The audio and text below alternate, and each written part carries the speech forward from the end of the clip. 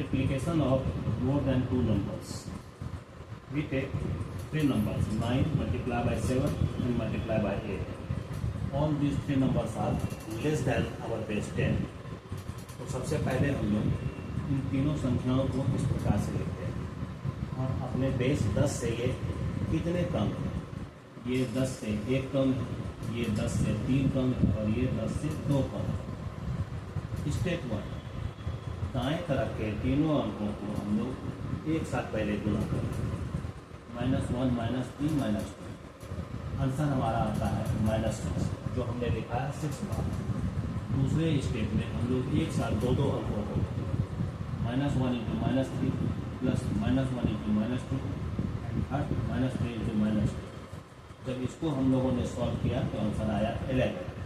और third step में अब हम लोग लेफ्ट साइड की सिंगल डिजिट और वेस्ट लेफ्ट साइड की 2 डिजिट को सॉल्व करते हैं। जब हम लोग 9 लेते हैं तो उसके बाद हम लोग लेते हैं -3 एंड -2, इसका उत्तर आता है 4। उसी तरह से हमने 7 और 8 के बारे में भी किया और सब में हमारा उत्तर आया 4, यानी हमारी ये क्रिया जो है बिल्कुल सही है। अब हम लोग लिख देते हैं 4, 11 एंड 6 बार, क्योंकि हमारा बेस 10 है और एक ही अंक हम लोग एक जगह लिख सकते हैं, इसलिए इसको हम लोग लिखते हैं 5 1 6। यहाँ पर चूँकि 2 डिजिट था तो हमने 1 डिजिट को इसके लेफ्ट 4 में एडजस्ट कर दिया, 4 and 1 is 5। और जैसा कि हम लोग विनिकुलम में सीख चुके हैं कि जब हम लोग विनिकुलम नंबर को नॉर्मल नंबर में बनाते हैं तो उसकी लेफ्ट साइड के डिजिट को 1 लेस कर देते हैं, तो इसलिए ये 1 लेस होकर के हो गया 0।